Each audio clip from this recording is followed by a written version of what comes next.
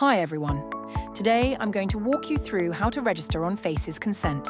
All you need to do is visit the Faces Consent website, sign up, and enter all the required details, from your first name to your last name, and of course, the email address you plan to use for your Faces account. Once you've added your email address, make sure you set up a secure password so that only you can access your account. This is important as you'll be storing sensitive information there. Next, add your phone number. If you're a training academy, tick the box for training academies. If not, simply leave it blank.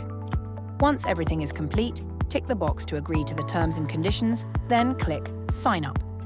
After that, you'll be redirected to another screen asking you to verify your email address. Go to your inbox, open the verification email, and click on the link provided. This will allow you to continue the registration process. Next, select your industry, for example health and well-being, and tick the relevant option. Then choose your occupation. If you're a nurse prescriber, make sure to select it accordingly so your account is correctly set up, especially if you plan to register with the pharmacy later on. You can select as many occupations as apply to your role.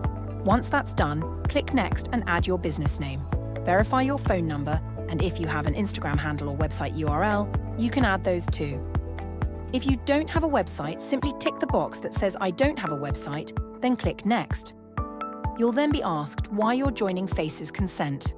Options include whether you're new to the business, already established, looking to purchase prescription or non-prescription items, a training provider, offering finance to clients, or if you own a premises that others rent.